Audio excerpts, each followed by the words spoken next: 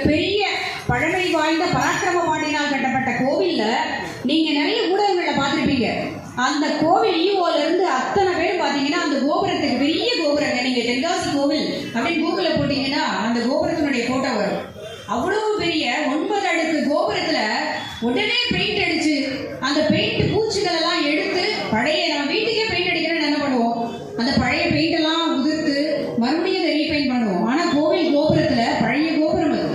அந்த கோபுரத்தை கிட்டத்தட்ட 1000 வருடம் பழமையான கோபுரத்தை அப்படியே பெயிண்ட் எல்லாம் அவசர அவசரமா பூச்சி கும்பாபிஷேகம் நடந்து கும்பாபிஷேகத்துக்கு முன்னாடி மதுரை உயர்நீதிமன்றத்துல கேஸ் ஃபைல் பண்றாங்க. பக்தர்கள் எல்லாம் சரியா பெயிண்ட் அடிக்கல, கும்பாபிஷேகம் அவசர அவசரமா நடத்தப்படுது. இப்படி இது ஒரே ஒரு கோவில் தான் எடுத்துக்காட்டு. இந்து சமய அறநிலையத்துறை திரு சேகர் பாபு அமைச்சராக ஆனதிலிருந்து இந்த 4.5 வருடத்தில் நாங்கள் கும்பாபிஷேகம் செய்து கொடுத்த அத்தனை கோயிலுக்கும் கொடுத்துட்டீங்கன்னு சொல்றாங்க. எத்தனை கோயிலுக்கு கொடுத்தீங்க பிரயோஜனம்? ஒழுங்காக பராமரிக்காமல் 1000 கோடி ஊழல் ஏற்பட்டு இருக்கிறது. அதுக்கப்புறம் பாத்தீங்கன்னா ஆதி திராவிட நலத்துறையிலே ஒரு 1000 கோடி ஊழல். அந்த பணத்தை எல்லாம் செலவு செய்யாமல் திரும்ப அனுப்பி இருக்கிறது மத்திய அரசுக்கு இந்த கையாலாகாத திருட்டு திராவிட திமுக கும்பல். சுற்றுச்சூழல் மற்றும் வனத்துறையில் 250 கோடி, இளைஞர் நலன் மற்றும் விளையாட்டுத்துறையில் 500 கோடி. இளைஞர் நலன் மற்றும் விளையாட்டுத்துறை இந்த தொகுதியினுடைய விளையாட்டுத்துறை அமைச்சர் உதயநிதி இல்லையா, நீங்க தெரிஞ்சிருப்பீங்க. 500 கோடி ஊழல் செய்யப்பட்டிருக்கிறது. எங்கேயாவது நீங்க மாணவர்களுக்கு விளையாட்டு உபகரணங்கள் வழங்கி பார்த்திருக்கீங்களா? எப்பனா இந்த 4.5 வருடத்தில் இந்த கடந்த 2 மாதங்களாக இந்த தொகுதியில மட்டும் இந்த தொகுதியில் இருக்கக்கூடிய மாணவர்களுக்கு gift பாக்ஸ் கொடுக்கிறது, வீடுகளுக்கு மிக்சி கொடுக்கிறது. ஏன்னா அவருடைய தொகுதியா எலெக்ஷன் வந்துருச்சு இல்லையா, மக்கள் மறுபடியும் வாக்குறுதிகளில் ஏமாந்து அவர்கள் கொடுக்கும் நலத்திட்டங்கள் அப்படின்னு ஒண்ணுமே கிடையாது. கிஃப்ட் தான். ஏதாவது கிஃப்ட் என்னன்னு பாத்தீங்கன்னா போன வாரம் கூட ஏதோ மிக்சி கொடுத்தாங்களாம், கிரைண்டர் கொடுத்தாங்களாம், ஹாட் பாக்ஸ் கொடுத்தாங்களாம். தயவு செய்து மக்களே, இந்த பகுதியில் விளையாட்டுத்துறை அமைச்சராக இருக்கக்கூடிய உதயநிதி அவர்கள் ஏதாவது கிஃப்ட் கொடுத்தாங்க, இங்கே கூடிய எல்லாரும் பாத்தீங்கன்னா உட்கார்ந்து அந்த கிஃப்ட்டை வாங்கிட்டு இருக்காங்க. வாங்கிக் கொள்ளுங்கள், அது உங்களுடைய வரிப்பணம். இத்தனை கோடி ஊழலையும் சம்பாதித்து உங்களுக்கு அதே ஊழல் பணத்திலிருந்து தான் அந்த கிஃப்ட் எல்லாம் கொடுக்குறாங்க. ஆனா மீண்டும் மறந்தும் கூட அவர்களுக்கு ஓட்டை அழித்து விடாதீர்கள். அடுத்து பாத்தீங்கன்னா சிறைத்துறையிலும் கூட 500 கோடி ஊழல், சுற்றுலாத்துறையில் 750 கோடி ஊழல், பால்வளத்துறையில் 750 கோடி ஊழல். எந்த துறையில் ஊழல் இல்லைன்னு யாராவது எழுந்து சொல்லுங்க பார்க்கலாம். அத்தனை துறையிலும் ஊழல். நம்ம எத்தனை நாள், இன்னும் 2 நாட்கள் தெருமுனை கூட்டம் போட்டா கூட இந்த ஊழல்களை இன்னும் விரிவாக சொல்லலாம். நம்ம அடுத்த விஷயத்துக்கு போயிடலாம். இப்போ ஊழலை முதலாவதா சொன்ன காரணத்துக்கு ஒரு விஷயம் இருக்கு. இப்ப 2வதா ஒரு விஷயத்த சொல்லிடுறேன். இந்த ஆட்சி முதல்ல வந்து பொறுப்பேற்ற உடனே ஒரு விஷயம் நடந்துச்சு. யாருக்கா ஞாபகம் இருக்கா? யோசிச்சு வைங்க, கடைசியில் சொல்றேன். யாரும் ஞாபகம் இருக்கா? இந்த ஆட்சி பொறுப்பை ஏற்ற உடனே ஒரு விஷயம் செஞ்சாங்க. இந்த திருட்டு திமுக கும்பல் என்ன செஞ்சாங்கன்னு தெரியுமா? ஞாபகம் இருக்கா? யாருக்காவது? முதல் வேலையா ஒண்ணு பார்த்தாங்க. வேதனை தரக்கூடிய விஷயம். அத்தனை மக்களும் காரி துப்பினார்கள். யோசிச்சு வைங்க, நான் கடைசியில சொல்றேன். சங்க இலக்கியத்துல இதனுடைய தொடர்ச்சி தான் அது. சங்க இலக்கியத்துல பாத்தீங்கன்னா சங்கு பார்த்திருப்பீங்க இல்லையா? சங்கு நீங்க கடல்ல பார்த்த சங்கு வேற, ஆத்துல பாக்குற சங்கு வேற. சொல்லி காட்டிய வண்ணம் செய்தவர்கள் என்று தெரிவித்துக் அதனால் அம்மா உணவகத்தை அழைத்தது வரைக்கும் இந்த மக்களை இன்று பாத்தீங்கன்னா நீங்க அம்மா உணவகம்லாம் 2-3 நிறைய மூடி. இந்த முன்கட்ட பக்கத்துல பாத்தீங்கன்னா அம்மா உணவகம் இன்னும் செயல்படல, ஊட்டியே வச்சிருக்காங்க. இன்னைக்கு திமுககாரன் எங்க பார்த்தாலும் திருட்டு வேலை செஞ்சிருக்கிறான். இன்னைக்கு ஸ்டாலின் சொல்றாரு, அதாவது உன் கனவுல என்ன வருதோ அதை சொல்லுங்க, நான் செய்யறேன். ஒரு முதல் மந்திரி சொல்ற வார்த்தையா? அவன் கனவுல ஒரு பொண்ணை லவ் பண்ணுவான், கல்யாணம் பண்ணி வச்சிருக்கீங்களா?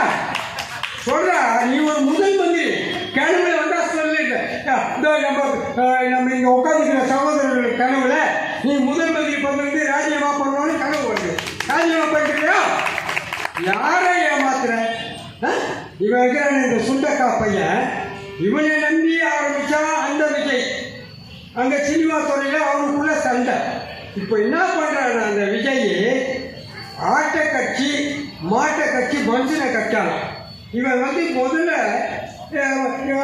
ஸ்டாலின் எடுத்துக்கிட்டே தான் நம்ம கிட்ட இருந்து ஓடினமா ஒரு பொம்பளை பொறுக்கி பையன். யாரு? செங்கோட்டை பேர் அப்பப்போ மறந்து போகுது. இவன் என்ன பண்ணா இன்னைக்கு கழிக்க விட்டுக்கிறாங்க. காணாது போக மாட்டேன், நீதான் காணாது போற. புரட்சி தலைவர் எம்ஜிஆரால வாழ்ந்து புரட்சி தலைவியால மந்திரியான நீ அதிமுக காட்டி கொடுத்துட்டு சின்ன கோமலை கட்டுற பையன்கிட்ட போயிட்டு இது வராது. அவன் என்ன சொல்றான், அந்த பையன் அதிமுக இருக்கிறதுமே தெரியல. நீ யாரா, நீ உனக்கு இந்த அரசியலுக்கு என்ன சம்பந்தம்? நீ வந்து என்ன விமர்சனம் பண்ற? புரட்சி தலைவர் யாரா?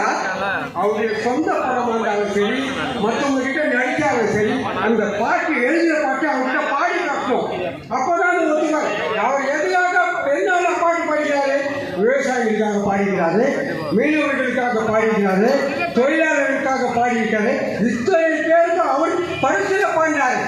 நீ என்ன பண்ண கோமலை கட்டுற பையா? நீ என்னதான் பண்ண? 3 நாளைக்கு முன்னாங்க டிவியில் காட்டலாம் தொண்டை போடுற டான்ஸ் ஆகும். இவெல்லாம் ஒரு தலைவன் சொல்லிட்டு நாட்டில் ஏமாத்தின்னு அந்த செவ்வடியை சொல்கிறாங்க 43% தான்.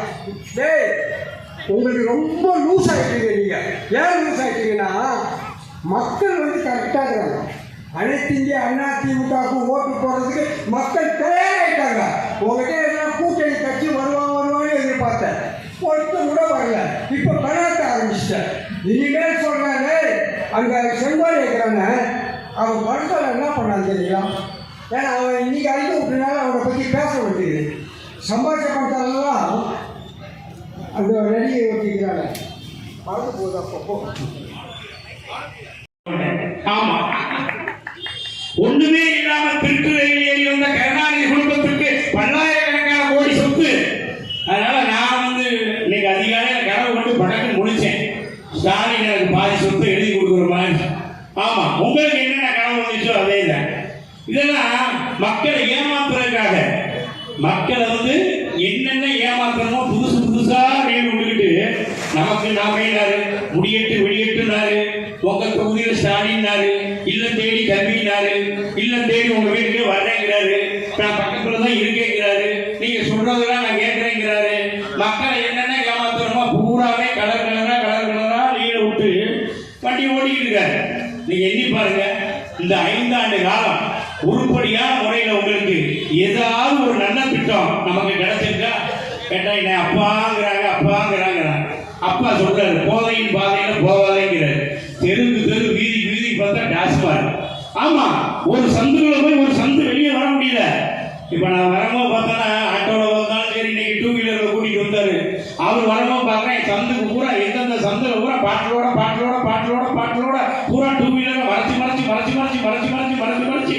ஆமா, இங்க கடைசியில் ஒரு டாஸ்மார்க், அந்த கடைசியில் டாஸ்மார்க், நடுவுல பிசி நிற்கிறாரு. யாரு? Traffic police. வாயில அதை விட்டு அதை நீ குடிச்சிருக்கியான்னு பாக்குறது.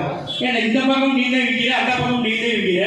இவர் வெள்ளை சட்டையை போட்டுக்கிட்டு ஒரு நீளமா கையில வச்சுக்கிட்டு வாயில பிடிச்சிட்டு வச்சு பார்த்து குடிச்சிருக்கியான்னு பாக்குறேன். ஏன்னா அந்த கடையை போட சொல்லியிருந்தீங்க. போதையின் பாதையில போகாதேங்கிற அப்பா சொல்றேன் கேளுங்க. அதை விட கொடுமை கஞ்சா பெத்த மாட்டேன் ஒவ்வொரு போதையிலையா வருதியா டிசைனா கஞ்சாங்கிறா பெத்த மாட்டேங்கிறா அந்த மாட்டேங்கிறா இந்த மாட்டேங்கிறா. என்னடா மட்டை பூரா பொடி மட்டை ஊருக மட்டை அதெல்லாம் போய் இப்போ பெத்த மட்டைன்னு வந்துருச்சு. ஆமா, பூரா பக்கம் கஞ்சா. காலையில தினத்தஞ்சி பேப்பர் கிடைக்குதோ கிடைக்கலையோ, காலங்காத்தால பார்த்தா இங்க பார்த்தாலும் சத்துக்குள்ள அங்கங்க விற்கிறேன் பூரா பெத்த மட்டை கள்ளச்சாராயம் அந்த சாராயம் இதை வாங்கிக்கோ அதை வாங்கிக்கோ இதை குடிச்சுக்கோ. படிக்கிறதுக்கு போற பையன் நம்ம 10 படிக்கிற பையன் 11 படிக்கிற பையன் இந்த 2 நாளைக்கு முன்னாடி சென்னையில வியாசர்பாடியில 11 படிக்கிற பையன் அந்த கஞ்சாவோட உள்ள போய்கிட்டு இருக்கான். என்ன சூழ்நிலை இது? என்ன ஒரு ஆட்சி நடக்குது? இதுல என்னோட அப்பா அதே பூரா வித்துக்கிட்டு இருக்காரு. ஊரை போய் நொப்பான்னு சும்மா பசப்பாதீங்க. அப்படியே பசப்புறது மக்கள் பூரா அப்படியே. அது அப்பா கருணாநிதி இருக்கும்போது இதே மாதிரிதான்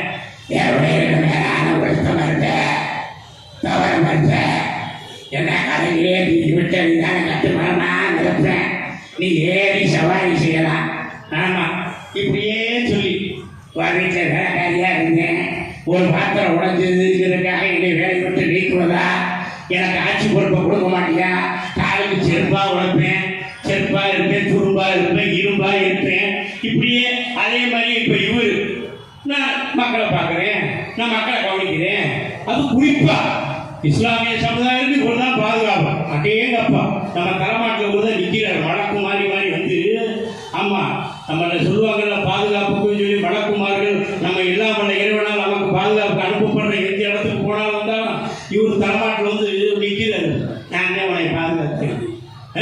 என்னையா கலர்தான் நீ விடுற பெரிய நம்பாதீங்க. 2 மாசம் தான் அதை சொல்லிக்கிட்டே இருப்பா. பாஜக பாவக்கா, பாஜக பாவக்கா, அவளக்கா வந்துக்க வெட்டிக்க வந்து என்னக்கா வந்தாலும் சரி. நான் கேட்கிறேன், பாஜக பாவக்காங்கிறீங்கள, அவர் ராணுவத்துறை அமைச்சர் ராஜ்நாத் சிங்கை கூட்டிட்டு வந்து வைப்பேன். நானே இந்த வெளியில சொல்றேன். நான் என்ன கேட்கிறேன், ராஜ்நாத் சிங் என்ன அக்பர் பாயா? இல்லை, நான் கேட்கிறேன், அவர் அக்பர் பாயா, அன்வர் பாயா, சவுகத் அலியா, இல்லை தமிழ் மனுஷாரியா? அவர் ராஜ்நாத் சிங்கை கூட்டிட்டு வந்து வைப்பேன். நான் எந்த நீ வெளியில நீ பேசலாமா எங்கள்கிட்ட? பாஜக பாவக்காக. அப்புறம் அவர் யாரும் வெங்கையா நாயுட கூட்டு வர்ற, கருணாநிதி சிலையை திறக்கணுங்கிற, கருணாநிதி படத்தை திறக்கணுங்கிற, யாரை கூட்டு வர்ற? அது மட்டும் ஏற்றுக்க முடியுமா? இதெல்லாம் ஒவ்வொரு இஸ்லாமியனுடைய தோழர்கள், நண்பர்கள் எல்லாரும் ஓட்டு போட முன்னாடி சிந்திக்கணும். அக்கம் பக்கம் போல நீங்க எல்லாம் இதை எடுத்து சொல்லணும். நான் என்ன சொல்றேன், மது சார்பற்ற தெரியல, போய் மம்தா பானர்ஜியை கூட்டிட்டு வா, எங்க அக்கா சோனியா காந்தியை கூட்டிட்டு வா, சோனியா காந்தியை கூட்டிட்டு வா, ராகுல் காந்தி இளம் தலைவர் ராகுல் காந்தியை கூட்டிட்டு வா, கொப்பை சிலையை திறக்கிறதுக்கு. இல்ல ஒரு 15 அடியில் ஒரு கருப்பா போட்டு சுத்திக்கிட்டு இருக்காரு கோபாலசாமி, அவரை கூட்டிட்டு வா. அவர் தான் புடுத்த கேள்வியா கேட்டார் திமுக. அந்த வீடியோலாம் வந்துகிட்டு இருக்கு, எல்லாரும் பார்ப்பீங்க. எந்த மாநகரத்தவை சொன்ன அந்த மாநகரத்தை வந்து அந்த போய் உங்களை உட்காந்துருச்சு. 41 பேர் செத்து போய் அந்த மண்ணு கூட காயல, அந்த இடம் எரிச்ச இடம் கூட இன்னும் மறையல. நீ ஆடிக்கிட்டு இருக்க, நீ தமிழ்நாட்டை காப்பாற்ற போறியா? தமிழ்நாட்டை காப்பாற்ற பிறந்த ஒரே சக்தி அது அனைத்து இந்திய அண்ணா திராவிட முன்னேற்ற சக்தி. இதான் நிதர்சனமான உண்மை. நீ இவ்வளவு நாள் சொன்ன தீய சக்தி சொல்லு. அது என் தலைவன், புரட்சி தலைவன், பொன்மன தலைவன், மக்கள் தலைவன் டாக்டர் எம்ஜிஆர் சொன்னது. அந்த திமுக என்னும் தீய சக்தியை ஒழிப்பதற்கு வந்த மகா சக்தி தான் எங்க அனைத்து இந்திய அண்ணா திமுக. இவங்க என்னமோ பெரிய தூய சக்தி மாதிரி, என்னமோ மகாத்மா காந்தி பேரை மாதிரி, மகாத்மா காந்தி பேரை புத்தனுக்கு பேரன் மாதிரி இன்னைக்கு போதி மாட்டேன். சினிமா டிக்கெட் 200 ரூபாய் கள்ள மார்க்கெட்ல 2000 ரூபாய்க்கு வித்த நீ, வெளிநாட்டில இருந்து வாங்கின காருக்கு நீ வரி செலுத்தாத நீ எப்படி தமிழக மக்களை பாதுகாப்பு என்ன செய்வ? சும்மா எழுதி கொடுத்ததை வச்சுக்கிட்டு ஒன்றும் பேசாதப்பா. அவர் இந்த சினிமா வசனத்தில் மாதிரி பேசிக்கிட்டு இருக்க. சினிமாவில் இவருச்சாலும் டூயிட் அடிக்கிட்டு இருந்தாப்புல, உச்சி மண்டையில் சுருங்குது, என்ன பார்த்தால கிருங்குது. நீ அதுக்கு தான் லைக். மண்டையில் எங்கே உச்சி சுருங்குது, எங்கே அது சுருங்குது, இது சுருங்குது. ஆமாம், நீங்க நல்லா செஞ்சுப்பாங்க. என் தலைவர், சிங்க தலைவர், புரட்சி தலைவர், பொன்மன தலைவர், புரட்சி தலைவர் எம்ஜிஆர் சினிமாவில் நடித்தார் என்று சொன்னா மக்கள் படுகிற பாடல்களை, அவர்கள் படுற கஷ்டங்களை பாடல்களாக சொன்னார், நடிக்கவில்லை. இதுதான் ஒவ்வொருடைய வாழ்க்கையினுடைய தத்துவம் என்று மீனவ சமுதாயத்தினுடைய வாழ்க்கையை சொன்னார், ஒரு விவசாயியுடைய வாழ்க்கையை சொன்னார், ஒரு தொழிலாளியினுடைய வாழ்க்கையை சொன்னார். அவர் சொல்லுறதுனாலதான் அவர் வாத்தியாருன்னு நம்ம எல்லாம் கூப்பிட்டோம். அப்படிப்பட்ட வாத்தியார் நீ 10 படம் நடிச்சுட்டா ஒரு சொல்ற புகழின் உச்சியிலிருந்து உங்களை இவனையவன் கூப்பிட்டாங்களா? இப்ப உச்சியிலிருந்து கூப்பிடணும். நீ விசாரணை நயன்தாரா கூட்டிட்டு போக அந்த பக்கம் பேசாட்டிக்கு எந்த நடிகருக்கு போய் போட்டு நடிச்சுட்டே இருக்கேன். எந்த ஒரு சினிமா படத்துலையாவது நம்ம புரட்சி தலைவர் பொன்மன செல்வன் எம்ஜிஆர் மது அருந்தினாரா, சிகரெட் குடித்தாரா, பீடி அடித்தாரா, சமூக விரோத செயலில் ஈடுபட்டாரா, நல்ல கருத்துக்களை சொன்னாரு. ஏன்னு சொன்னா அன்னைக்கு பூராமே இந்த வாட்ஸ்அப் செல்லெல்லாம் கிடையாது, தகவல் தொழில்நுட்ப டிவியே கிடையாது. அந்த வாலிந்த ரேடியோ செய்தி தான் கேட்பாங்க. ஆகாசவாணி செய்திகள் வாசிப்பது சரோஜ் நாராயண சுவாமி அப்படின்னு ஒரு அம்மா வரும். ஆமா, இல்லைன்னா ஆல் இந்தியா ரேடியோ மாநில செய்திகள் வாசிப்பது விமலா ஜெயராமன் அப்படின்னு நம்ம கேட்போம். அப்படி இருந்த காலகட்டத்தில் மக்களுக்கு நம்ம நல்ல அறிவை புதுத்தணுங்கிறதுனால என் தலைவர், தங்க தலைவர், புரட்சி தலைவர் எம்ஜிஆர் நல்ல நல்ல நீளம் பார்த்து நாமும் விதை விதைக்கணும், நாட்டு மக்கள் மனங்களிலே நாணயத்தை வளர்க்கணும் சொன்னாரா இல்லையா? கடவுள் இன்னும் முதலாளி கண்டெடுத்த கழகத்தின் காவல் தெய்வம் இதே தெய்வம் டாக்டர் புரட்சித் தலைவர் அம்மா அவருடைய அரசியல் வாரிசாக 20 அரசியல் தலைவர்களின் வாரிசாக இன்றைக்கு இந்த இயக்கத்தை தலைமையேற்று நடத்தி கொண்டிருக்கும் கிளைக்கழக செயலாளராக, ஒன்றிய செயலாளராக, மாவட்ட செயலாளராக, அமைப்பு செயலாளராக, தலைமை நிலைய செயலாளராக, கொள்கை பரப்பு செயலாளராக இன்றைக்கு படிப்படியாக உயர்ந்து சட்டமன்ற உறுப்பினராக, நாடாளுமன்ற உறுப்பினராக, அமைச்சராக, முதலமைச்சராக, இன்றைக்கு சட்டமன்ற எதிர்க்கட்சி தலைவராக, நாளைய தமிழகத்தை ஆளுகின்ற முதல்வராக திகழ்கின்ற எங்கள் இயக்கத்தின் பொதுச் செயலாளர் அண்ணன் புரட்சி தமிழர் எடப்பாடியார் அவருடைய மேலான ஆணையின்படி நடைபெறுகின்ற திருமணை கூட்டத்தில் தலைவர் பாசத்திற்குரிய சகோதரர் சிம்சன் சீனிவாசன் அவர்களே, முன்னிலை வகித்திடும் அன்பிற்குரிய சகோதரர் பகுதிக்கழக செயலாளர் அன்பிலவர் பி சீனிவாசன் அவர்களே, எனக்கு முன்னர் சிறப்புரையாற்றி அமர்ந்திருக்கின்ற ஆற்றல் மிக்க தலைமை கழக பேச்சாளர் சம்சுகனி அவர்களே, அருப்புக்கோட்டை சம்சுகனி அவர்களே, எனக்கு முன்னர் உரையாற்றிய இயக்கத்தின் மூத்தவர் பேச்சாளர் தீபுரி வாசு அவர்களே, ஐசன்ஸ் மோகன் அவர்களே, சகோதரி அருள்மொழி அவர்களே, இளவல் சரண்ராஜ் அவர்களே மற்றும் இந்த நிகழ்ச்சியிலே பங்கேற்றுள்ள கழகத்தின் மாவட்ட, பகுதி, வட்ட, கழக மற்றும் சார்பு அமைப்புகளின் நிர்வாகிகளே, இன்றைக்கு இந்த இயக்கத்தில் அண்ணன் புரட்சி தமிழர் தலைமையிலே செயல்படும் NDA கூட்டணியின் நிர்வாகிகளே, வணக்கத்திற்குரிய பெரியோர்களே, தாய்மார்களே, உங்கள் அனைவருக்கும் எனது வணக்கத்தை தெரிவித்துக் கொள்கிறேன். எனக்கு முன்னர் உரையாற்றியவர்கள் மிகச் சிறப்பாக இன்றைக்கு நாட்டிலே நடக்கின்ற அவலங்களை தெளிவாக, தீர்க்கமாக, நகைச்சுவையாக உங்களிடம் எடுத்துரைத்தார். எப்போது பேசினாலும் என்னை பொறுத்தவரை என்னுடைய உறவுகளான இஸ்லாமியர்களிடம் நான் நியாயம் கேட்கிறேன். அதுதான் அவர்களுக்கு எந்த விதத்திலெல்லாம் அவர்கள் ஏமாற்றப்பட்டுக் கொண்டிருக்கிறார்கள் என்பதை நான் நியாயம் கேட்பதையேத்தான் வாடிக்கையாக வைத்திருக்கிறேன். அதுபோலத்தான் இன்றைக்கும் உங்களிடம் நியாயம் கேட்பது மட்டுமல்ல, உங்களை எந்த அளவிற்கு ஓட்டு வங்கியாக மட்டுமல்லாமல் உங்களை அவமானப்படுத்துகின்ற விதமாக இந்த திமுகவும் திமுக ஆட்சியும் நடைபெற்றுக் கொண்டிருக்கிறது என்பதை நான் இங்கே கூற விரும்புகிறேன். அன்பிற்குரிய சகோதரர்களே, அன்பிற்குரிய எனது மரியாதைக்குரிய, அன்பிற்குரிய எனது இஸ்லாமிய உறவுகளே, உங்களிடம் ஒரே ஒரு கேள்வியைத்தான் நான் இப்போது வைக்கிறேன். இது 30ஆம் தேதி வந்த முரசொலி நாளேடு. இந்த நாளேட்டிலே இஸ்லாமியர்களின் காவல் தெய்வம், சற்று கவனமாக கேளுங்கள், இஸ்லாமியர்களின் காவல் தெய்வம் மு.க. ஸ்டாலின். எனக்கு முன்னர் உரையாற்றிய அன்பு சகோதரர் சம்சுகனி அவர்கள் தெளிவாக சொன்னார், இஸ்லாமியர்களின் பாதுகாவலர் அல்லாஹ் மட்டும்தான் என்று. அதுபோல இவர்களை பொறுத்தவரை இன்றைக்கு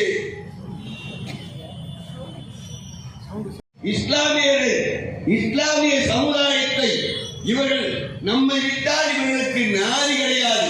நாம் எந்த அளவிற்கும் இவர்களை அவமானப்படுத்தினாலும் நம்மை சுற்றித்தான் வருவார்கள் என்ற நோக்கத்தோடு இஸ்லாமியர்களின் காவல் தெய்வம் மு.க. ஸ்டாலின் என்று சொல்கிறார்கள். அன்பிற்குரிய உறவுகளே, குர்ஆனில் இறைவன் தெளிவாக கூறுகிறார், அல்லாஹ்வை தவிர வேறு யாரையும் தெய்வமாக கொள்ளாதீர்கள். அவனே ஒருவனும் தனக்கு சமமானோர் குர்ஆன்ல இறைவன் கூறியிருக்கிறார். ஆனா இவங்க காவல் தெய்வம் இஸ்லாமியருக்கு ஸ்டாலின் என்று இவர்கள் பேசுகிறார்கள், எழுதுகிறார்கள். இது போன்ற மனிதர்களை காவல் தெய்வம் என்று உயர்த்துவது இறைவனின் அதிகாரத்தை பகிர்ந்து கொள்வதாகும். நபி ஸல்லல்லாஹு அவர்கள் சொல்லுகிறார்கள், எவர் அல்லாஹ்வை தவிர வேறொருவரை அஞ்சினால் அல்லாஹ் அவரை விட்டு விடுவார். இப்படி குர்ஆனில் தெளிவாக சொல்லப்பட்டிருக்கிற நிலையிலே நீங்கள் காவல் தெய்வமாக அல்லாஹ்வை நம்புகிறீர்களா இல்ல ஸ்டாலினை நம்புகிறீர்களா? எந்த அளவிற்கு ஆணவம் இருந்தால், எந்த அளவுக்கு அதிகார திமிர் இருந்தால், எந்த அளவிற்கு போதை இருந்தால் இவர்கள் அல்லாஹ்வுக்கு ஈடாக ஸ்டாலினை சொல்லுவார்கள்? மனசாட்சியுள்ள எனது உறவுகளே, சற்று சிந்தித்து பாருங்கள். இப்படி காலமெல்லாம், இப்போது மட்டுமல்ல, கருணாநிதி காலத்தில் இருந்தே உங்களை இவர்கள் கொச்சைப்படுத்திக் கொண்டுதான் இருக்கிறார்கள். உங்களை வாக்கு வங்கியாக பயன்படுத்திக் கொண்டிருக்கிறார்கள். ஆனால் கண்மூடித்தனமாக நியாயத்தை பற்றி யோசிக்காமல் அவர் பாஜகவை உறவு வைத்திருக்கிறார்கள். ஆனால் திமுக வைத்துக் கொள்ளாத உறவா?